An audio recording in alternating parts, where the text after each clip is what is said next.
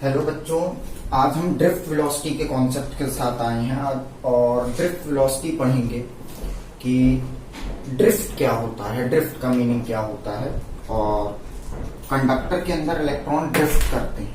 ठीक है, तो ड्रिफ्ट वेलोसिटी का कॉन्सेप्ट समझते हैं पहले। ड्रिफ्ट वेलोसिटी,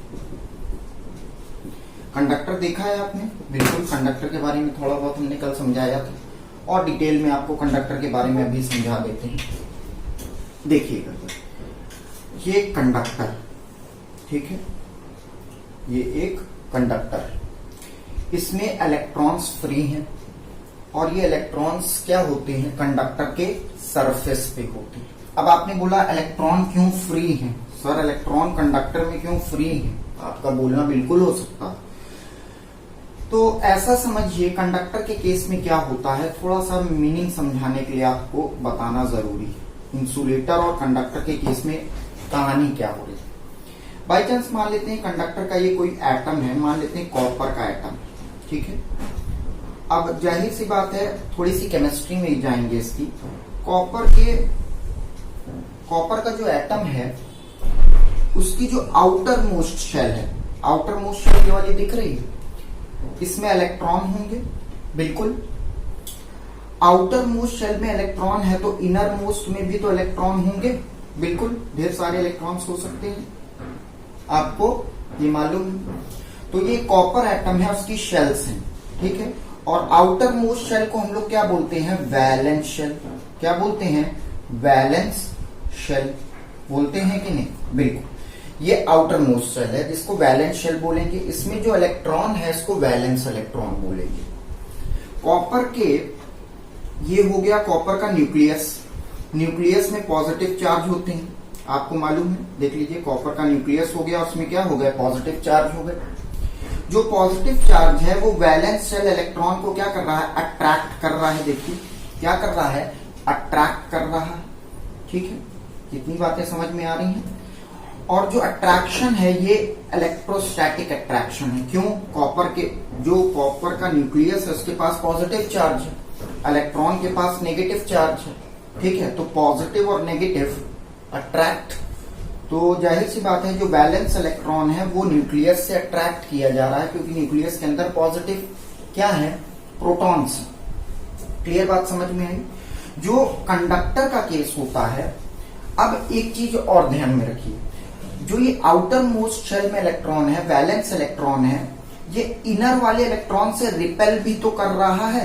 क्या कर रहा है? रिपेल कर रहा है। क्यों रिपेल कर रहा है? क्योंकि इसके पास भी क्या है, नेगेटिव चार्ज, और इसके पास भी क्या है, नेगेटिव चार्ज। तो ये दोनों नेगेटिव चार्ज होने के कारण फोर्स ऑफ रिपल्शन हो रहा है कि नहीं, नेगेटिव नेगेटिव रिपेल। तो इसका जो इनर वाला इलेक्ट्रॉन है वो इसको रिपेल कर रहा है। किसको रिपेल कर रहा है? वैलेंस इलेक्ट्रॉन को रिपेल कर रहा है। ठीक है, जिसके कारण से और भी इनर इलेक्ट्रॉन्स हैं, वो सारे इनर इलेक्ट्रॉन वैलेंस इलेक्ट्रॉन को क्या कर रहे हैं, रिपेल भी कर रहे हैं। और साथ में साइमल्टेनियसली ये इलेक्ट्रॉन प्रोटॉन से जो है अट्रैक्ट भी किया जा रहा है। बोलिए, बिल्कुल अट्रैक्ट किया जा रहा है। ठीक है, किस फोर्स से अट्रैक्ट किया जा रहा है? इलेक्ट्रोस्टैटिक फोर्स से अट्रैक्ट किया जा रहा है। समझ रहे हैं बात को? इलेक्ट्रोस्टैटिक फोर्स से अट्रैक्ट किया जा रहा है और इलेक्ट्रॉन के बीच में इलेक्ट्रोस्टैटिक रिपल्शन है।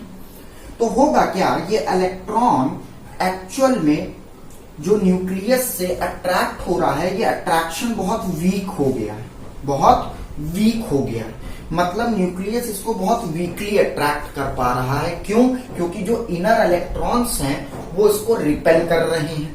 ठीक है, जिसके कारण से ये जो वैलेंस इलेक्ट्रॉन है ये न्यूक्लियस से बहुत वीकली अट्रैक्ट हो रहा है। इतना वीक अट्रैक्शन हो रहा है, इतना वीक अट्रैक्शन हो रहा है कि जो सराउंडिंग का टेम्परेचर है, सराउंडिंग का टेम्परेचर है, ठीक है, वो 27 डिग्री सेल्सियस है मान लेते हैं। तो इतना वीक अट्रैक्शन है वैलेंस इलेक्ट्रॉन का न्यूक्लियस से कि जो नॉर्मल टेम्परेचर है उस पर ये सराउंडिंग से इतनी एनर्जी गेन कर लेता है। कौन सी एनर्जी गेन करता है? Thermal energy. कौन सी एनर्जी गेन करता है इलेक्ट्रॉन? Thermal energy. और थर्मल एनर्जी को किस में बदल लेता है? काइनेटिक एनर्जी में बदल लेता है। समझ पा रहे हैं? अब ऐसा समझिए, ऐसा ना समझिए। अब देखिए, ये जो इलेक्ट्रॉन है इसका अट्रैक्शन न्यूक्लियस से वीक चल रहा है, बहुत वीक। अब ये सराउंडिंग से इतनी पर्याप्त एनर्जी गेन कर लेगा, सराउंडिंग से थर्मल एनर्जी इतनी पर्याप्त गेन कर लेगा कि ये वैलेंस शेल को छोड़ के कहां आ जाएगा, वैलेंस शेल को छोड़ के बाहर आ जाएगा। ठीक है, समझ पाए? तो मतलब ये जो वैलेंस इलेक्ट्रॉन है ये बहुत वीकली अट्रैक्ट हो रहा था न्यूक्लियस से, और सराउंडिंग से इसने क्या ले लिया, थर्मल एनर्जी गेन की। थर्मल एनर्जी गेन करने पे ये क्या हो गया, इसको एक्स्ट्रा एनर्जी मिली।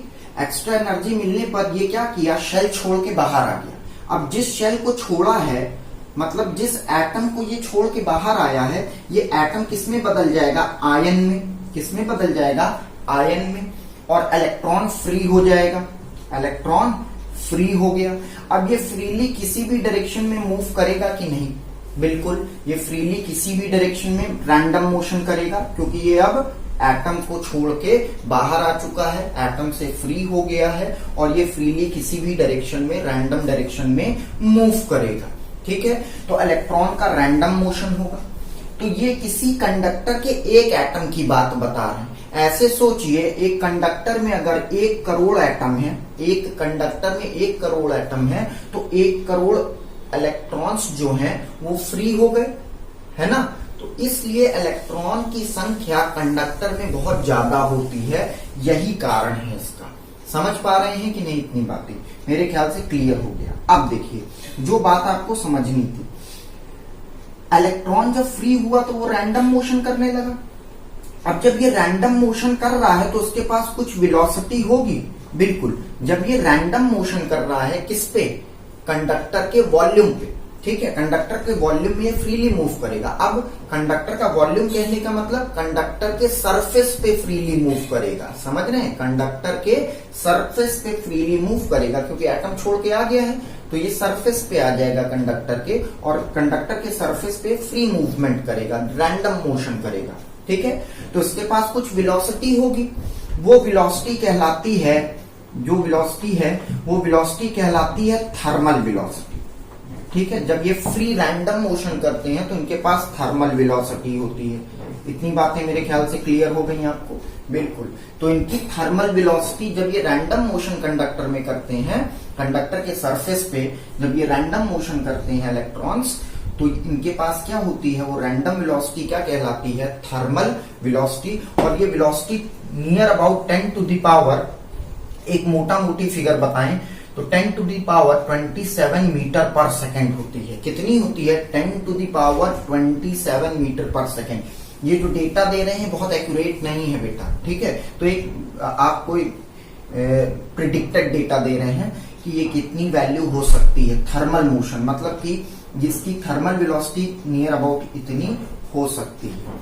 इतनी बातें मेरे ख्याल से क्लियर हो गई। तो ये एक एटम की कहानी थी। ऐसे कंडक्टर किससे बना हुआ है, 1 करोड़ एटम से अगर बना है तो 1 करोड़ फ्री इलेक्ट्रॉन सरफेस पे फ्री मोशन करेंगे, उनकी थर्मल वेलोसिटी होगी, हर एक इलेक्ट्रॉन की थर्मल वेलोसिटी होगी, अलग अलग होगी कि नहीं। तो ये जो कहानी है ये हमने कंडक्टर की आपको बता दी कि कंडक्टर में फ्री इलेक्ट्रॉन्स क्यों होते हैं। जैसे ये कंडक्टर है तो इसके सरफेस पे फ्री इलेक्ट्रॉन्स होंगे, ठीक है। क्यों सरफेस पे फ्री इलेक्ट्रॉन होंगे, एक्चुअल में कंडक्टर के वॉल्यूम में फ्री इलेक्ट्रॉन्स होते हैं, ठीक है। पूरे वॉल्यूम में, इस पूरे वॉल्यूम में फ्री इलेक्ट्रॉन्स होंगे, ठीक है। बट कंडक्टर की प्रॉपर्टी क्या होती है, वो सारे चार्जेस को कहां भेज देता है, सरफेस पे। तो ये जितने भी फ्री इलेक्ट्रॉन्स हैं ये सरफेस पे आ जाएंगे और सरफेस पे मूव करेंगे तो उनके पास वेलोसिटी होगी। वो वेलोसिटी क्या होगी, थर्मल वेलोसिटी। समझ पा रहे हैं, फ्री मूवमेंट रैंडम मोशन की वेलोसिटी को हम लोग थर्मल वेलोसिटी बोलते हैं। अब यही अगर इंसुलेटर की बात करें आपसे, तो अब इंसुलेटर के केस में बाई चांस मान लेते हैं इंसुलेटर ले लेते हैं, वुड ले लेते हैं। वुड का न्यूक्लियस होगा, बिल्कुल। वुड में भी वैलेंस इलेक्ट्रॉन होंगे कि नहीं, बिल्कुल। वुड में भी वैलेंस इलेक्ट्रॉन होंगे, बिल्कुल। अगर ये वुड है और वुड का एक एटम की बात करें तो वुड में भी शेल्स होंगी। ये सबसे बाहरी शेल, उससे अंदर की शेल, उससे अंदर की शेल, ठीक है। ये न्यूक्लियस हो गया आपका। अब जाहिर सी बात है बाहरी शेल में, आउटर मोस्ट शेल में जो इलेक्ट्रॉन है उसको वैलेंस इलेक्ट्रॉन बोलेंगे आप, बिल्कुल। जो इनर शेल है उसमें भी तो इलेक्ट्रॉन्स होंगे, बिल्कुल, इनर शेल में भी इलेक्ट्रॉन है। अब देखिए, न्यूक्लियस के अंदर प्रोटॉन होता है, प्रोटॉन पॉजिटिव चार्ज होता है, ये तो बता चुके हैं। अब ये जो न्यूक्लियस है वो इलेक्ट्रॉन को, वैलेंस इलेक्ट्रॉन को अट्रैक्ट करेगा अपनी तरफ, बिल्कुल। ये जो अट्रैक्शन होगा ये बहुत स्ट्रांग होगा, पहली बात, मतलब कि इलेक्ट्रोस्टैटिक फोर्स का जो अट्रैक्शन है वैलेंस इलेक्ट्रॉन से वो बहुत स्ट्रांग है। इतनी बातें क्लियर हो गई, बिल्कुल, इतनी बातें आपके क्लियर हो गई। जो इनर इलेक्ट्रॉन्स हैं इसके, वो इसको रिपेल भी तो कर रहे हैं, आपने बोला सर, हाँ रिपेल कर रहे हैं, पर इतना ज्यादा स्ट्रांग रिपल्शन नहीं है कि ये न्यूक्लियस के अट्रैक्शन को ओवरकम कर पाए, समझ पाए।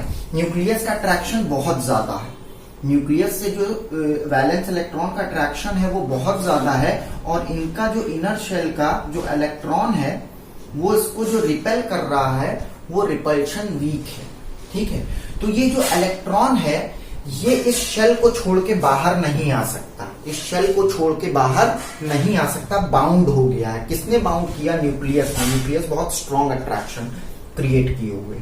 अगर बाहर का टेम्परेचर 27 डिग्री सेल्सियस हो जाए तब भी इलेक्ट्रॉन इतनी थर्मल एनर्जी नहीं गेन कर पाता, इतनी थर्मल एनर्जी गेन नहीं कर पाता कि वो वैलेंस शेल को छोड़ के बाहर आ जाए और फ्री हो जाए। तो इंसुलेटर के केस में ये कहानी होती है। तो इसीलिए हमने क्या किया है, सॉलिड्स को दो भागों में बांटा है, ठीक है। सॉलिड्स एक कंडक्टर हो सकते हैं, इंसुलेटर हो सकते हैं और सेमीकंडक्टर हो सकते हैं।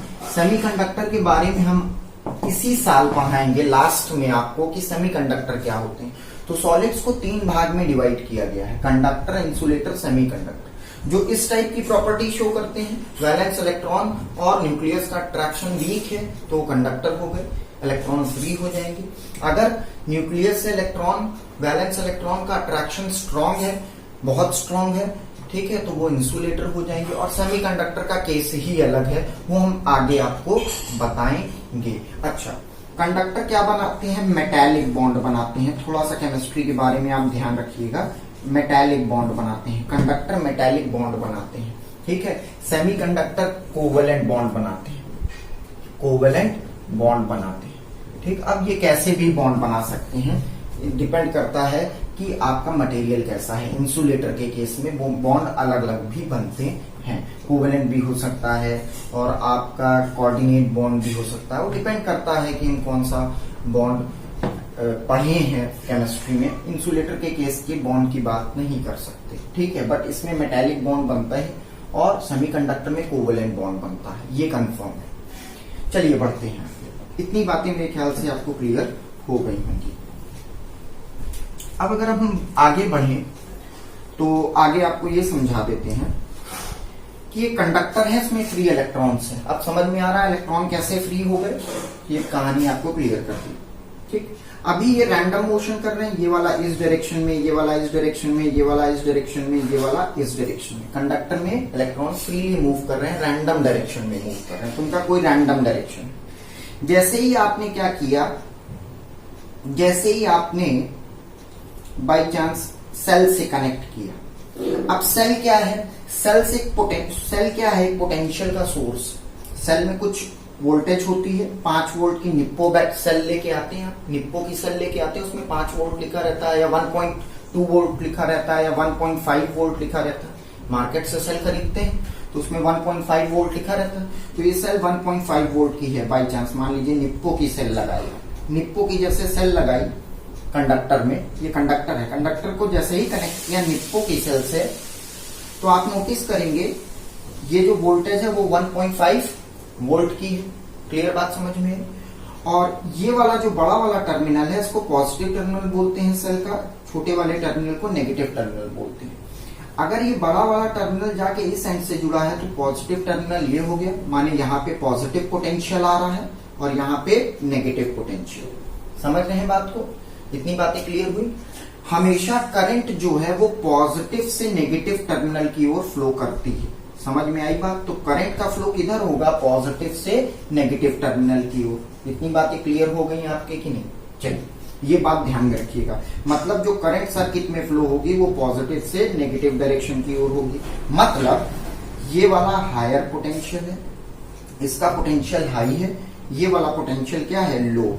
तो करंट कहां फ्लो होती है, हाई टू लो की तरफ। याद रखिएगा करंट का जो फ्लो होता है वो हाई टू लो पोटेंशियल की तरफ होता है। समझ रहे हैं बात को? इतनी बातें क्लियर हो गई। Current flows from high potential to low potential. तो यहाँ का पोटेंशियल हाई है और यहाँ का पोटेंशियल लो है, तो करंट किस डायरेक्शन में फ्लो होगी, इस डायरेक्शन में फ्लो होगी।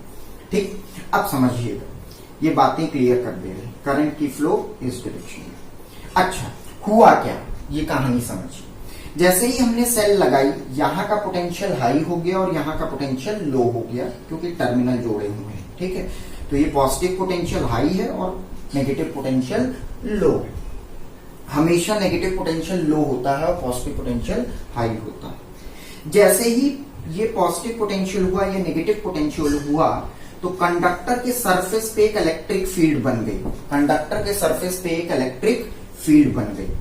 अब ये जो इलेक्ट्रिक फील्ड बनी है, ध्यान से देखिए, ये जो इलेक्ट्रिक फील्ड बनी है कंडक्टर के सरफेस पे, ये कौन बनाया, सेल ने बनाया। सेल जैसे ही लगाई, कंडक्टर के सरफेस पे एक इलेक्ट्रिक फील्ड क्रिएट हो गई।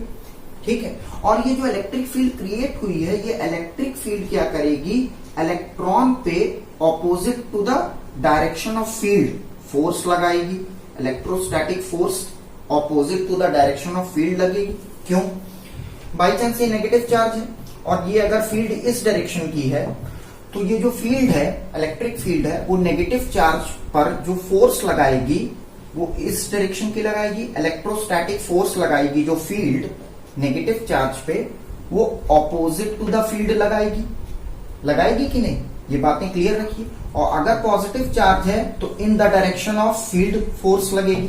देखिए, इस इलेक्ट्रिक फील्ड ने इस पर जो फोर्स लगाई वो अपने ही डायरेक्शन में लगाई, पॉजिटिव चार्ज है इसलिए। और नेगेटिव चार्ज पे हमेशा field opposite to the field force लगाती है। देखिए, ये जो फोर्स है वो ऑपोजिट टू द फील्ड है। अब कंडक्टर के अंदर इलेक्ट्रॉन है, उस पर नेगेटिव चार्ज है, तो अगर फील्ड इस डायरेक्शन की बनी है तो इलेक्ट्रॉन पे जो इलेक्ट्रोस्टैटिक फोर्स लगेगी, ठीक है, वो किस डायरेक्शन की लगेगी, इस डायरेक्शन की लगेगी।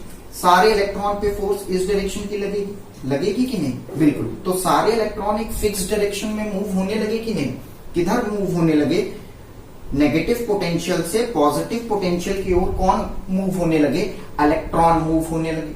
तो करंट किस डायरेक्शन में फ्लो होगी, positive to negative. Electron negative to positive move होगा। करंट कैसे मूव होगी, करंट की क्या डायरेक्शन होगी, पॉजिटिव टू नेगेटिव। मतलब इलेक्ट्रॉन के मूवमेंट के ऑपोजिट डायरेक्शन में करंट फ्लो होगी। इतनी बातें क्लियर होगी।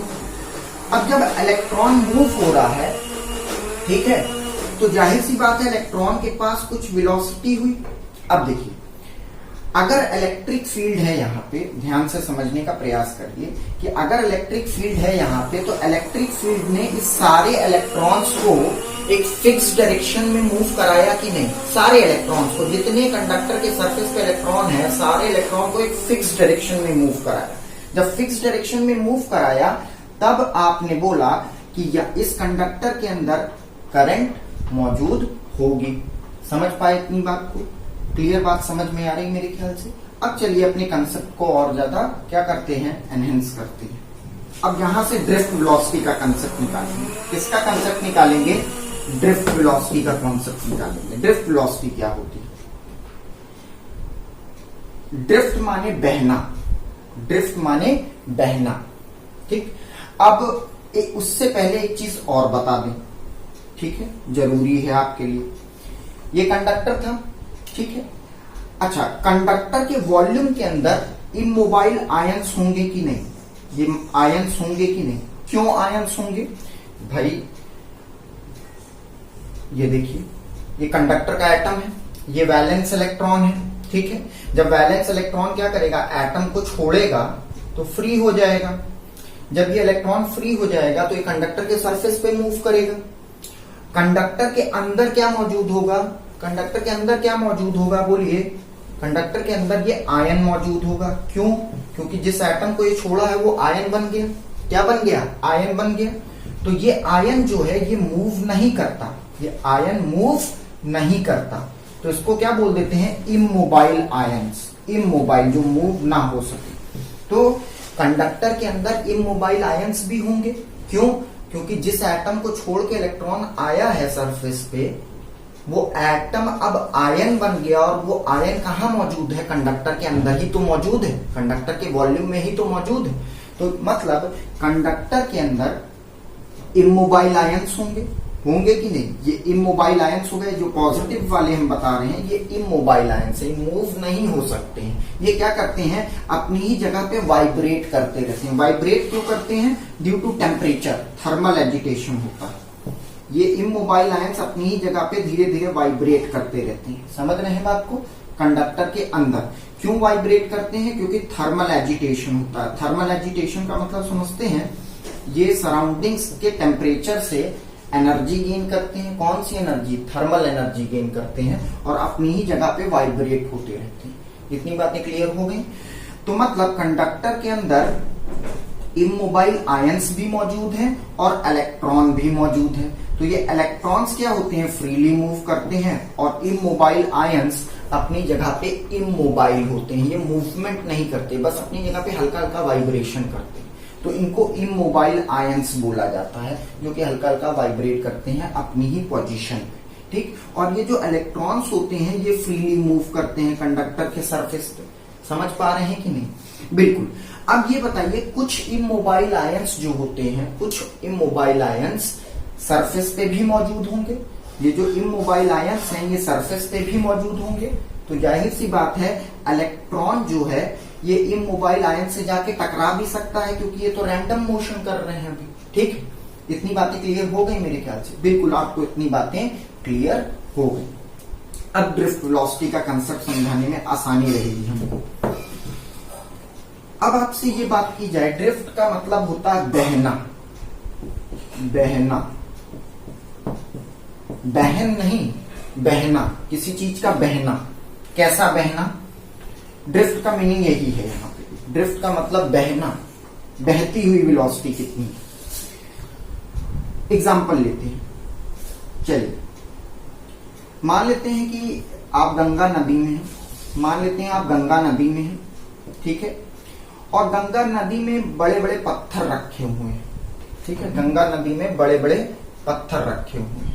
ठीक है, बाई चांस मान लेते हैं कि एक एग्जाम्पल के तौर पे कि ये दिव्यांशु है, ये दिव्यांशु, ठीक है। अब ये गंगा नदी में कूदा नहाने के लिए, ये गंगा नदी है, देख लीजिए, ठीक। गंगा नदी के अंदर बड़े बड़े पत्थर, ठीक है, रॉक्स, बड़े बड़े पत्थर हैं मान लीजिए, ठीक है। और दिव्यांशु कूदा गंगा नदी में। अब इसको बाई चांस तैर नहीं आता, समझ लीजिए। अब जब इसको तैरना नहीं आता और गंगा नदी अभी स्टिल है, स्टिल का मतलब समझ रहे हैं, गंगा नदी के वाटर में कोई मूवमेंट नहीं है। अगर दिव्यांशु कूदा तो कभी इस डायरेक्शन में जाएगा, कभी इस डायरेक्शन में जाएगा, और कभी इस डायरेक्शन में जाएगा, कभी इस डायरेक्शन में, कोई भी रैंडम डायरेक्शन में मूव करेगा। कभी इधर गया, कभी इधर गया, कभी इधर गया, कभी इधर गया, आराम से नहाएगा, नहाएगा कि नहीं? बिल्कुल। अब बाई चांस मान लेते हैं बाढ़ आई। अब बाई चांस बाढ़ आई, बाढ़ के साथ बहाव आया, बहाव इस डायरेक्शन का है, बहाव इस डायरेक्शन का, बहाव इधर ले जाएगा दिव्यांशु को। मतलब गंगा नदी में बाढ़ आई और बहाव आया, बहाव जो है वो दिव्यांशु को क्या करेगा, इस डायरेक्शन में लेके जाएगा।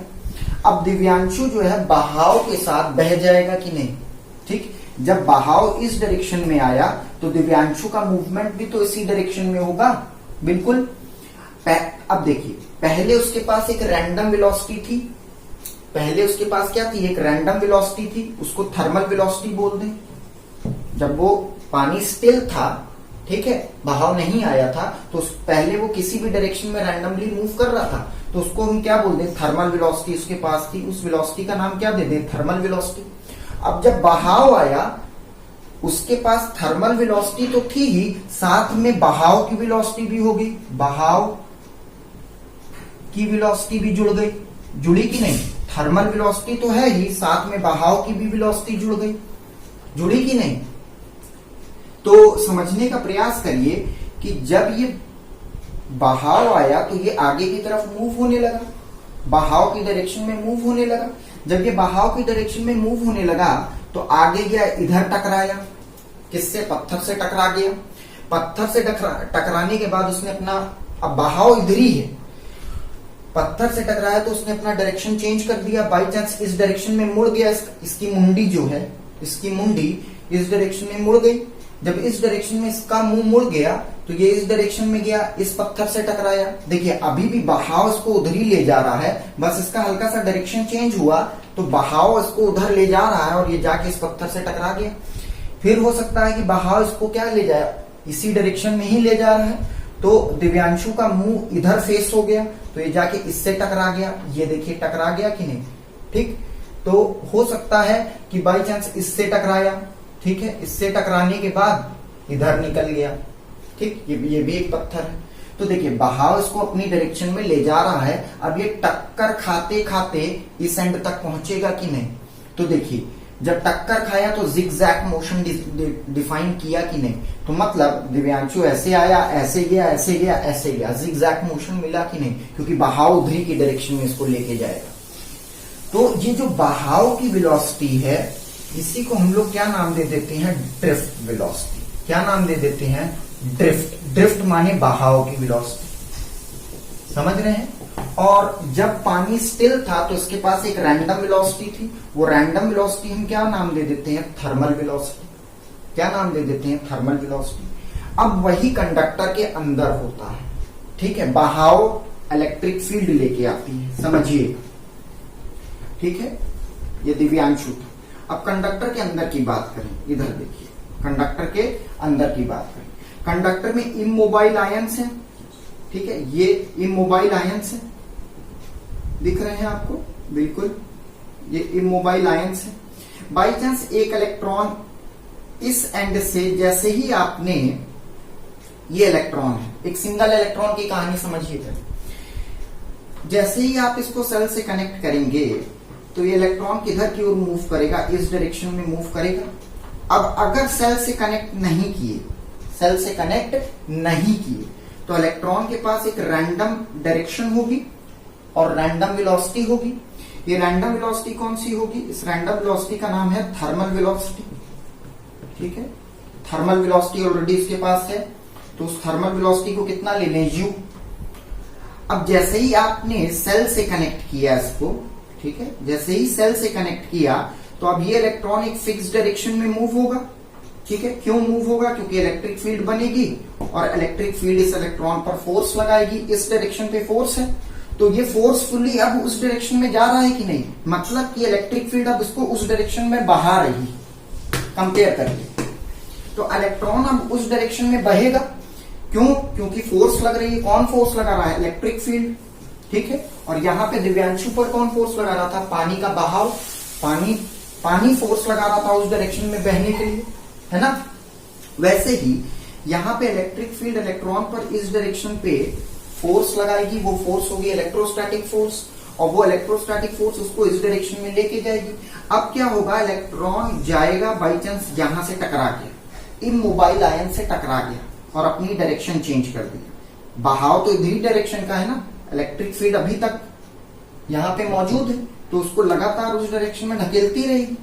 तो अब जैसे ही इलेक्ट्रॉन यहाँ पे भिड़ा तो उसने अपनी हल्की सी डायरेक्शन चेंज की, डायरेक्शन चेंज करने के बाद इधर आया, इस इमोबाइल आयन से भिड़ा, फिर इस इमोबाइल आयन से भिड़ा, तो भिड़ता भिड़ाता कहां तक पहुंचा? इस एंड तक पहुंच गया, पहुंचा कि नहीं?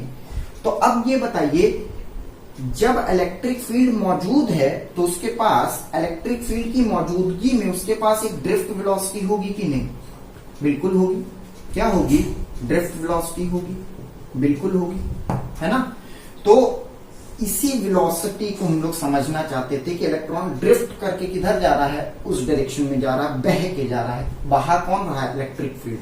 तो जब भी इलेक्ट्रिक फील्ड मौजूद होती है तो इलेक्ट्रॉन ड्रिफ्ट करता, बहता है, किधर की साइड? एक एंड से दूसरे एंड की तरफ, और बहते समय वो जिगजैग मोशन डिफाइन करता है। क्यों डिफाइन करता है? क्योंकि वो लड़ता भिड़ता जाता है, किससे? इमोबाइल आयंस पे, जो इमोबाइल आयन सरफेस पे मौजूद हैं। इतनी बातें क्लियर हो गई। तो इसी को हम लोग को समझना है, ठीक है। चलिए अब एक बात और बता दें, अब जब इलेक्ट्रॉन यहां पे भिड़ा, समझिए जब इलेक्ट्रॉन यहां पे भिड़ा फिर अगली बार यहां भिड़ा, तो तब तक यहां पे इतनी दूरी तक ए से बी की दूरी तक देखिए वो फ्री मोशन किया कि नहीं, क्या किया, फ्री मोशन किया, तो उसको बोलते हैं फ्री पाथ।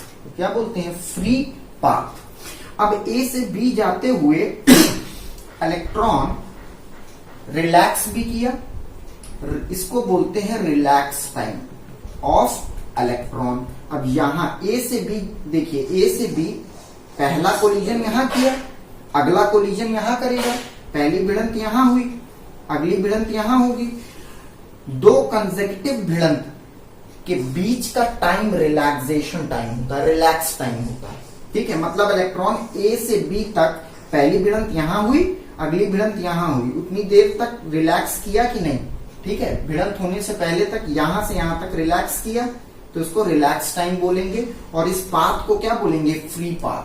समझ पा रहे हैं। चलिए इसको, और अब हम एक मैथमेटिकल फॉर्मूला बनाने चाहिए हमारे पास। ये तो हमारी फिजिकल मीनिंग समझ में आ गई इलेक्ट्रॉन की। अभी तो एक इलेक्ट्रॉन की कहानी, ऐसे ढेर सारे इलेक्ट्रॉन होंगे, सारे इलेक्ट्रॉन्स ऐसे ही मूवमेंट कर रहे हैं। जैसे ही इलेक्ट्रिक फील्ड आप यहाँ पे लागू करेंगे, या इलेक्ट्रिक फील्ड जैसे ही यहाँ पे अप्लाई करेंगे, तो इलेक्ट्रॉन्स क्या है, सारे इलेक्ट्रॉन्स एक फिक्स डायरेक्शन में बहेंगे, ड्रिफ्ट करेंगे, तो उनके पास ड्रिफ्ट वेलोसिटी होगी। और ये ड्रिफ्ट वेलोसिटी किसके कारण होगी, इलेक्ट्रिक फील्ड की मौजूदगी के कारण होगी, ठीक है। अब ये ड्रिफ्ट वेलोसिटी बहुत कम होती है, याद रखिएगा। ड्रिफ्ट वेलोसिटी आपको मिलेगी 0.07 mm स्क्वायर में, इतनी कम होती है। ड्रिफ्ट वेलोसिटी बहुत कम होती है। अगर ये थर्मल वेलोसिटी की बात करेंगे तो इनके पास थर्मल वेलोसिटी बहुत ज्यादा होती है। मान लेते हैं नियर अबाउट होती है 10⁻27 मीटर पर सेकेंड, ये मीटर नहीं mm पर सेकेंड के करीब, ठीक है। तो इनके पास थर्मल वेलोसिटी बहुत ज्यादा होती है, ड्रिफ्ट वेलोसिटी बहुत कम होती है। कंपेयर करा के देखें, ड्रिफ्ट वेलोसिटी इनको इलेक्ट्रिक फील्ड से मिलती है, और थर्मल वेलोसिटी इनके पास नॉर्मली टेम्परेचर से इनको मिल जाती है। टेम्परेचर से काइनेटिक एनर्जी गेन करते हैं और फ्रीली मूव करते हैं कंडक्टर के अंदर, तो थर्मल वेलोसिटी। चलिए अब एक मैथमेटिकल एक्सप्रेशन बना ली, एक मैथमेटिकल फॉर्मूला बना ली, जो कि क्या बताए, मैथमेटिकल फॉर्मूला ये बताए कि ड्रिफ्ट वेलोसिटी कैसे कैलकुलेट होगी। नहीं समझा, फिजिकल मीनिंग तो समझा दिया। अब हमारे पास कोई मैथमेटिकल फॉर्मूला होना चाहिए, मैथमेटिकल फॉर्मूला बना लेते हैं। किसका, ड्रिफ्ट वेलोसिटी बना लें। चलिए तो एक कंडक्टर ले लें, ठीक, एक कंडक्टर ले लिया हमने, ठीक है। और कंडक्टर में बाई चांस मान लेते हैं ये फर्स्ट इलेक्ट्रॉन है, ये सेकंड इलेक्ट्रॉन है, और मान लेते हैं ये थर्ड इलेक्ट्रॉन है। ऐसे ढेर सारे इलेक्ट्रॉन्स होंगे, और यहाँ इमोबाइल आयंस हैं ढेर सारे, ये इमोबाइल आयंस। इमोबाइल क्यों बोल रहे हैं, क्योंकि ये मूव नहीं होते, ठीक है। इतनी बातें क्लियर हो गई। अब बाई चांस आपने किससे कनेक्ट कर दिया इसको, अच्छा अभी कनेक्ट ना करें, अभी ये बताइए पहले इलेक्ट्रॉन की थर्मल वेलोसिटी कितनी होगी। पहले इलेक्ट्रॉन की थर्मल वेलोसिटी होगी u1, दूसरे इलेक्ट्रॉन की थर्मल वेलोसिटी होगी u2, तीसरे इलेक्ट्रॉन की थर्मल वेलोसिटी होगी u3, ठीक है, सब वेक्टर वेक्टर। चौथे की थर्मल वेलोसिटी कितनी होगी u4। ऐसे n इलेक्ट्रॉन्स हैं तो n की कितनी होगी un। थर्मल वेलोसिटी की बात कर रहे हैं, ये थर्मल वेलोसिटी, ठीक है। अच्छा, इन सारी थर्मल वेलोसिटी का आप क्या करेंगे, एवरेज निकालेंगे तो क्या आएगा, 0। कल ही समझाया था आपको, कल के लेक्चर में यही बात कर रहे थे, ठीक है। इनका एवरेज निकालेंगे, n इलेक्ट्रॉन्स हैं तो n से डिवाइड कर दिया, इन सब की एवरेज वेलोसिटी निकालेंगे तो 0 आएगी। क्यों, क्योंकि ये इलेक्ट्रॉन अगर इस डायरेक्शन में मूव हो रहा है तो हो सकता है ये वाला इलेक्ट्रॉन इस डायरेक्शन में मूव हो रहा हो, ठीक है। और ये भी पॉसिबिलिटी हो सकती है कि अगर इसकी वेलोसिटी 2 मीटर पर सेकेंड है तो उसकी वेलोसिटी -2 मीटर पर सेकेंड है। खरबों इलेक्ट्रॉन्स है ना किसके अंदर, कंडक्टर के सरफेस पे, तो ऐसी पॉसिबिलिटी बिल्कुल हो सकती है कि अगर ये 2 मीटर पर सेकेंड इस डायरेक्शन में इसकी वेलोसिटी है तो एक आध इलेक्ट्रॉन ऐसा जरूर होगा जिसकी स्पीड -2 मीटर इस डायरेक्शन में हो। तो अब आप ये बताइए, अगर आप एवरेज निकालेंगे किसका, सारे इलेक्ट्रॉन की थर्मल वेलोसिटी का एवरेज निकालेंगे तो कितना आएगा, 0 आएगा। 0 आने का मतलब क्लियर है कि ओवरऑल देखा जाए, ओवरऑल कंडक्टर के अंदर इलेक्ट्रॉन का मोशन नहीं हो रहा, ऐसा ओवरऑल व्यू समझेंगे दिमाग में, ठीक है। इमेजिन करेंगे कि ऐसा मतलब है कि अगर थर्मल वेलोसिटी का एवरेज 0 आ रहा है तो ऐसा समझ लीजिए, इमेजिन कर लीजिए कि कंडक्टर के अंदर अभी इलेक्ट्रॉन मूव नहीं हो रहे, तो करंट कहां से फ्लो होगी, ओवरऑल पूरे कंडक्टर की बात करें तो, ठीक है। तो अब ये कहानी क्लियर है। अब जैसे ही आपने इसको किससे कनेक्ट कर दिया बेटा, बोलिए, जैसे ही आप अभी तो एक रैंडम डायरेक्शन में मूव कर रहे हैं, ये इस डायरेक्शन में, ये इस डायरेक्शन में, ये इस डायरेक्शन में, जैसे ही आपने इसको कनेक्ट किया किससे, सेल से, सेल से कनेक्ट किया तो जाहिर सी बात है इलेक्ट्रिक फील्ड जनरेट होगी सरफेस पे और ये इलेक्ट्रॉन को एक फिक्स डायरेक्शन में मूव कराएगी। तो इलेक्ट्रॉन अब एक फिक्स डायरेक्शन में मूव होगा। तो अब सेल का मीनिंग समझते हैं, सेल क्यों लगाई जाती है, ताकि सारे इलेक्ट्रॉन एक फिक्स डायरेक्शन में मूव करें तो हमको नेट करंट मिले, समझ पा रहे हैं, क्योंकि सारे इलेक्ट्रॉन एक ही डायरेक्शन में मूव करेंगे तो एक दूसरे के डायरेक्शन को कैंसिल आउट नहीं कर पाएंगे, तो नेट करंट आपको मिलने लगती है। घर में भी या सेल से कनेक्ट करने पे नेट करंट आपको मिलेगी। तो जैसे ही आपने इसको कनेक्ट किया सेल से तो इलेक्ट्रिक फील्ड ने इस पर फोर्स लगाई, इलेक्ट्रोस्टैटिक फोर्स लगाई, ठीक है। अब इलेक्ट्रोस्टैटिक फोर्स कितनी होगी, F is equals to E, अरे F equals to QE, charge on electron is E minus sign के साथ। क्यों, क्योंकि जो फोर्स है इलेक्ट्रोस्टैटिक फोर्स है वो ऑपोजिट टू इलेक्ट्रिक फील्ड है, ठीक है। इस पर जो फोर्स लग रही है वो ऑपोजिट टू इलेक्ट्रिक फील्ड लग रही है, ठीक है। देख लीजिए एक्सेलरेशन कितनी होगी, इलेक्ट्रिक फील्ड जैसे ही अप्लाई किया गया तो इस इलेक्ट्रॉन की एक्सेलरेशन हुई। एक्सेलरेशन कैसे बताई गई, बोलिए, F equals to m into A. यहां पे फोर्स कौन सी है, इलेक्ट्रोस्टैटिक फोर्स। तो इलेक्ट्रोस्टैटिक फोर्स कितनी है, E is equals to m into A is equals to minus E by m। ये एक्सेलरेशन हो गई किसकी, इस इलेक्ट्रॉन की। जब इलेक्ट्रिक फील्ड आपने अप्लाई की, माने जैसे ही सेल लगाया वैसे ही इसकी एक्सेलरेशन हो गई, इतनी अमाउंट की एक्सेलरेशन हो गई। इतनी बातें क्लियर हो गई, ठीक है। जब ये एक्सेलरेट करेगा तो हम ऐसा मान लेते हैं कि इलेक्ट्रॉन की एक्सेलरेशन क्या है, कांस्टेंट है, कुछ समय के लिए मान लेते हैं, ठीक है।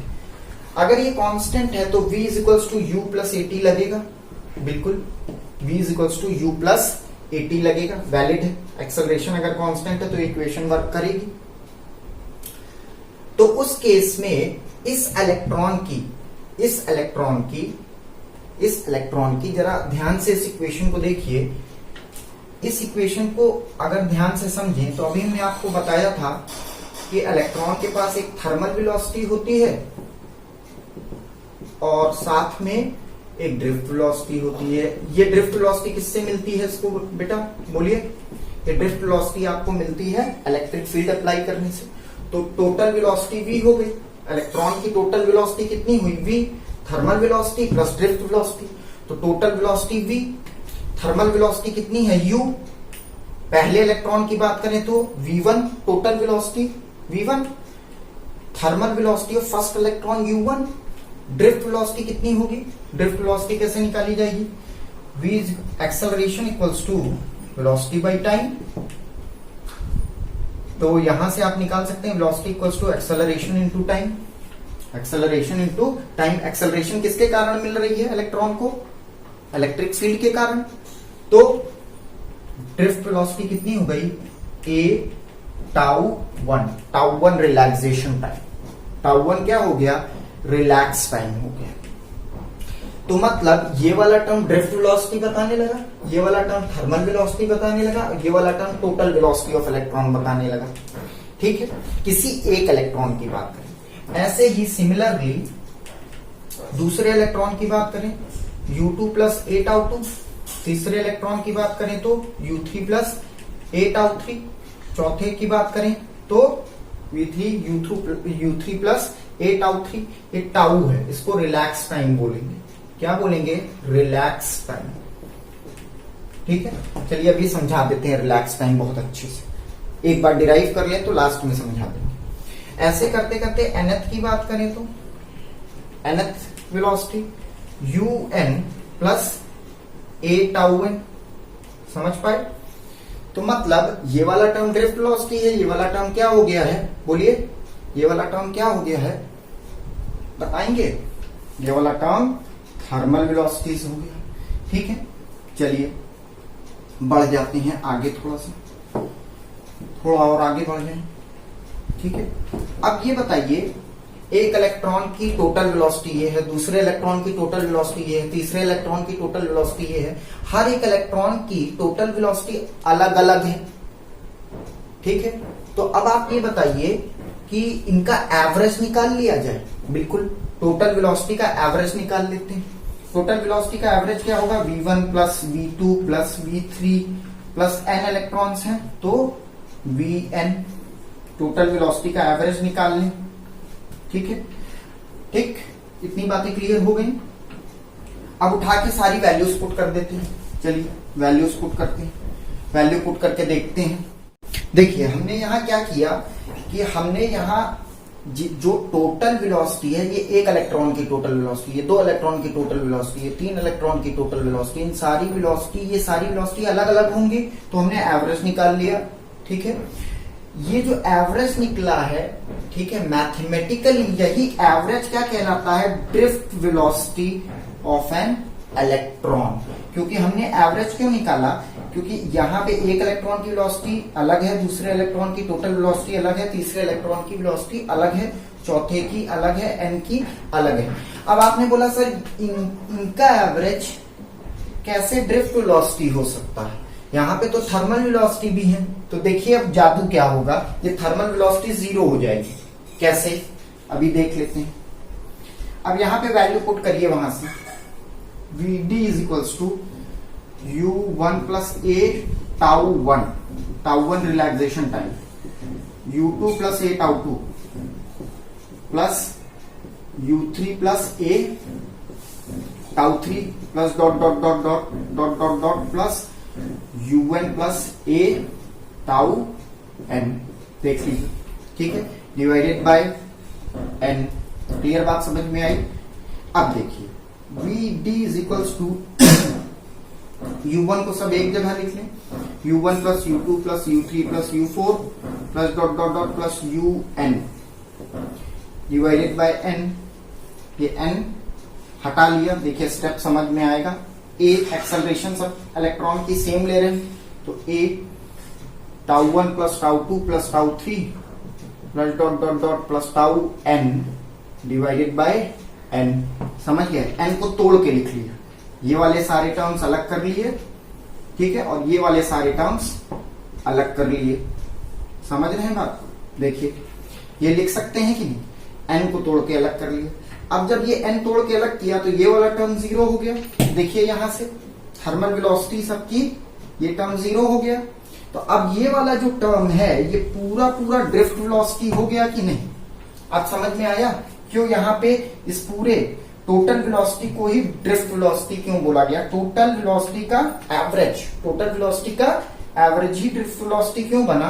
क्योंकि यहाँ पे थर्मल वेलोसिटी क्या हो गई? 0। देखिए ये पूरा टर्म ही तो 0 है, तो ये टर्म हट गया।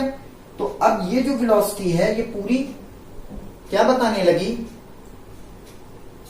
ड्रिफ्ट वेलोसिटी ही तो बताने लगी, है ना? तो इसलिए यहां पे हमने ये टर्म को ही क्या बोल दिया था? ड्रिफ्ट वेलोसिटी बोल दिया था, क्योंकि हमको मालूम था अगला टर्म क्या होगा? ये टर्म 0 हो जाएगा। तो ये पूरा एक्सप्रेशन ड्रिफ्ट वेलोसिटी का है, तो ड्रिफ्ट वेलोसिटी बताने लगा। चलिए बढ़ते हैं आगे। तो यहाँ पे इन सब का relaxation time tau 1 plus tau 2 plus tau 3 plus tau 4 plus dot dot dot dot plus tau n divided by n। इन सब का रिलैक्स टाइम, पहले इलेक्ट्रॉन का रिलैक्स टाइम, दूसरे इलेक्ट्रॉन का रिलैक्स टाइम, तीसरे इलेक्ट्रॉन का रिलैक्स टाइम, ऐसे n electron का रिलैक्सेशन टाइम टाउ ले लें। ठीक है, ये टर्म टाउ ले लें तो क्या हो जाएगा expression? Vd is equals to a tau by n, sorry a tau, यही तो बचेगा। देखिए बिल्कुल ये टर्म पूरा क्या हो गया है? टाउ हो गया, तो a टाउ बचेगा। Vd is equals to a को क्या लिखा जा सकता है? Minus E tau by m।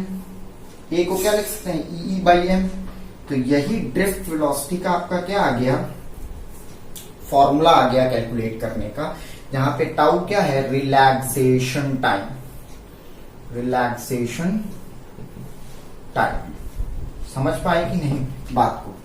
ये रिलैक्सेशन टाइम क्या है इसको समझा देते हैं, क्योंकि आपको समझ में नहीं आ रहा होगा ये रिलैक्सेशन टाइम क्या है। ठीक है, चलिए समझा देते हैं, क्योंकि यहां पे तो रिलैक्स टाइम अलग अलग है ना। चलिए समझाते हैं एक्सप्रेशन में। ठीक है, ये कंडक्टर ले लें। ठीक है, और कंडक्टर में मान लेते हैं कि 2 इलेक्ट्रॉन अभी ले लें, 2 इलेक्ट्रॉन यहां इमोबाइल आयंस है। ठीक है, इमोबाइल आयंस। अब ये जो इलेक्ट्रॉन पहला है ये जाके यहां भिड़ा, फिर यहां भिड़ा, 2 कंसेक्यूटिव कोलिजन हुआ कि नहीं, पहला कोलिजन यहां, दूसरा कोलिजन यहां। ये 2 कंसेक्यूटिव कोलिजन करने से पहले रिलैक्स किया कि नहीं, बिल्कुल रिलैक्स किया रिलैक्स। ठीक है, तो इस रिलैक्स को क्या बोलेंगे, relax time of first electron. ठीक है, relax time of first electron. अब यहां से यहां जाने में रिलैक्स किया, फिर यहां भिड़ा, फिर यहां भिड़ गया, तो यहां पे भी तो रिलैक्स किया है, देखिए। ठीक, तो यहां पे भी तो रिलैक्स किया है। तो मान लेते हैं कि T1 यहां रिलैक्स किया, T2 यहां रिलैक्स किया, फिर उसके बाद मान लेते हैं कि यहां भिड़ गया T3। अब यहां से यहां तक का रिलैक्स किया कि नहीं, T3 टाइम लगा के रिलैक्स यहां पे भी किया। कौन, पहला इलेक्ट्रॉन की बात कर रहे हैं। तो अब ये बताइए, यहां भी रिलैक्स किया, यहां पे भी रिलैक्स किया, यहां पे भी रिलैक्स किया, ये रिलैक्स टाइम हो गया किसका, इलेक्ट्रॉन का। अब बाहर हो गया, मतलब कि उस एंड तक पहुंच गया। अब ये बताइए, यहां से यहां तक का टाइम जाने का कितना लगा, बाई चांस मान ले 2 सेकेंड लगा। यहां से यहां जाने का बाई चांस टाइम कितना ले ले, 4 सेकेंड ले लें यहां से यहां तक जाने का, और यहां से यहां तक जाने का टाइम कितना ले लें, मान लेते हैं 6 सेकेंड का। ठीक है, इतनी बातें क्लियर हो गई, बिल्कुल। तो यहां से यहां गया 2 सेकेंड, 4 सेकेंड, 6 सेकेंड। तो अब आपने बोला सर कि किसी सिंगल इलेक्ट्रॉन का रिलैक्सेशन टाइम बताइए, तो τ1 ये रिलैक्सेशन टाइम। तो कैसे निकालेंगे, यहां रिलैक्स किया T1, वहां रिलैक्स किया T2, यहां रिलैक्स किया T3, डिवाइडेड बाय एवरेज निकाल के बताएंगे।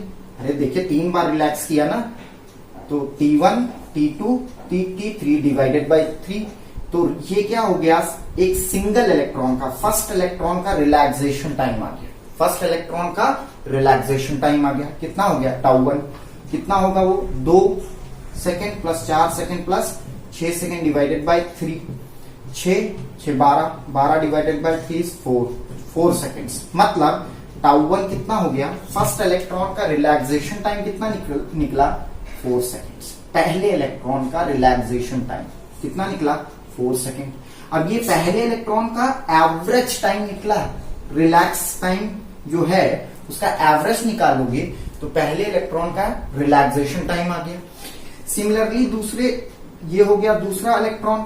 अब दूसरा इलेक्ट्रॉन भी क्या हुआ, यहां भिड़ा, फिर यहां भिड़ा, फिर यहां भिड़ा और बाहर हो गया। तो दूसरे इलेक्ट्रॉन का रिलैक्स टाइम कितना निकालेंगे, τ2। ये जो रिलैक्स टाइम है ये भी एवरेज, समझ रहे हैं किसका, रिलैक्स टाइम का। यहां का और यहां का जोड़ेंगे, ठीक है, और डिवाइड करेंगे 2 से, तो आपको τ2 मिल जाएगा, मतलब relaxation time of second electron. ये भी एवरेज निकाला है। ऐसे थर्ड इलेक्ट्रॉन का भी निकाल लेंगे, चौथे का भी निकाल लेंगे। अब देखिए, ये relaxation time of first electron, second electron, third electron, fourth electron, nth electron. अब इन सब का टाइम भी तो अलग अलग है। पहले इलेक्ट्रॉन का 4 सेकेंड निकला, ठीक है, τ1। दूसरे इलेक्ट्रॉन का मान लेते हैं कितना निकला, 5 सेकेंड निकला, τ2। तीसरे इलेक्ट्रॉन का कितना निकला, 5 सेकेंड। चौथे इलेक्ट्रॉन का मान लेते हैं 10 सेकेंड निकला रिलैक्सेशन टाइम, ठीक है। तो ऐसे सारे इलेक्ट्रॉन का रिलैक्सेशन टाइम अलग अलग है कि नहीं, तो इन सब का भी एवरेज टाउ होता है। इन सब का एवरेज क्या हो जाएगा, टाउ हो जाएगा। ये भी एवरेज है किसी सिंगल इलेक्ट्रॉन के टाइम का, रिलैक्स टाइम। ये किसी दूसरे इलेक्ट्रॉन के रिलैक्स टाइम का एवरेज, ये किसी तीसरे इलेक्ट्रॉन के रिलैक्स टाइम का एवरेज। अब इन सब का एवरेज पूरे कंडक्टर का रिलैक्सेशन टाइम होगा कि नहीं, तो वही टाउ कैलकुलेट हुआ है, वहां ये टाउ रखा गया है। इतनी बातें क्लियर होगी, समझ रहे हैं कि नहीं बात को? मेरे ख्याल से आपने ये चीजें अंडरस्टैंड कर ली हैं, ठीक है। चलिए अब मीन फ्री पाथ के लिए भी आप थोड़ा सा जानकारी ले लीजिए, ठीक है। ये फर्स्ट इलेक्ट्रॉन है और ये सेकंड इलेक्ट्रॉन है, ठीक है। मान लेते हैं एक यहां पे है, एक यहां पे है, एक यहां पे है, यहां पे है, एक यहां पे है, ठीक है। चलो अब ये फर्स्ट इलेक्ट्रॉन है, ये सेकंड इलेक्ट्रॉन है। अगर फर्स्ट इलेक्ट्रॉन मूव हुआ, यहां भिड़ा, फिर यहां भिड़ा, फिर यहां भिड़ा, फिर बाहर हो गया। अब ये बताइए यहां से यहां तक जाने में वो फ्री है कि नहीं, उसकी पाथ फ्री है कि नहीं? बिल्कुल। यहां से यहां जाने पे भी उसकी पाथ क्या है, फ्री है कि नहीं? अगर यहां से यहां तक का डिस्टेंस 2 mm ले ले और यहां से यहां तक का डिस्टेंस 4 mm ले ले, ये डिस्टेंस फ्री है। 4 mm का डिस्टेंस ट्रेवल किया फर्स्ट इलेक्ट्रॉन, 2 mm का डिस्टेंस फर्स्ट इलेक्ट्रॉन ट्रेवल किया। तो ये बताइए mean free path first electron की कितनी होगी? मीन फ्री पाथ देखिए, फ्री यहां पे भी है 2 mm, फ्री यहां पे भी है प्लस 4 mm, ठीक है। तो मीन निकालना है तो डिवाइडेड बाई 2, तो कितनी हो जाएगी? 6/2, 3 mm। तो मतलब फर्स्ट इलेक्ट्रॉन की मीन फ्री पाथ कितनी निकली? 3 mm। ऐसे सिमिलरली सेकेंड इलेक्ट्रॉन की बात करें, सेकेंड इलेक्ट्रॉन गया, ठीक है। सेकेंड इलेक्ट्रॉन गया, भिड़ा, मान लेते हैं इसने यहाँ पे 5 mm का डिस्टेंस ट्रेवल किया फ्री, और यहाँ पे उसने भिड़ने के बाद फिर फ्री, मान लेते हैं कि उसने 11 mm का डिस्टेंस ट्रेवल किया फ्री, फिर बाहर हो गया कंडक्टर के, मतलब कंडक्टर के इस एंड पे आ गया। तो सेकेंड इलेक्ट्रॉन का मीन फ्री पाथ निकालोगे तो कितना आएगा बोलिए? 5 + 11 divided by 2, 5 11 16 divided by 2, 8 mm। तो सेकेंड इलेक्ट्रॉन की मीन फ्री पाथ कितनी निकली? 8 mm, ठीक है। अब पूरे कंडक्टर की मीन फ्री पाथ निकालनी है। ऐसे सारे इलेक्ट्रॉन की जो मीन फ्री पाथ होगी वो अलग अलग होगी कि नहीं? बिल्कुल। तो पूरे कंडक्टर की मीन फ्री पाथ निकालनी है। तो फर्स्ट कंडक्टर की पाथ x1 ले लें, देखिए फर्स्ट कंडक्टर की मीन फ्री पाथ x1 ले लें, सेकेंड कंडक्टर की मीन फ्री पाथ x2 ले लें, पहले इलेक्ट्रॉन की मीन फ्री पाथ x1 ले लें, दूसरे की x2 ले लें, तीसरे इलेक्ट्रॉन की मीन फ्री पाथ कितनी ले लें? x3 ले लें, ठीक है। x2 plus x3 plus dot dot dot dot plus xn divided by n। तो ये पूरे कंडक्टर की मीन फ्री पाथ आ गई इलेक्ट्रॉन के लिए। समझ पा रहे हैं कि नहीं? तो यहाँ पे आज इतना ही बेसिक आइडिया देंगे, फिर अब कल जो लेक्चर अपलोड करेंगे वो मंडे को अपलोड करेंगे, क्योंकि सैटरडे और संडे को हम वीडियो अपलोड नहीं करेंगे। वीक में 5 वीडियो अपलोड किए जाएंगे मंडे से फ्राइडे तक, ठीक है। तो जो अगला वीडियो लेक्चर हम अपलोड करेंगे आप लोगों के लिए, उसमें हम न्यूमेरिकल सॉल्व करेंगे सीपी बेस्ड, और आपको थोड़ा सा 2-3 जानकारियां और देंगे, किनके बीच में रिलेशन बताएंगे, I = ANEVT।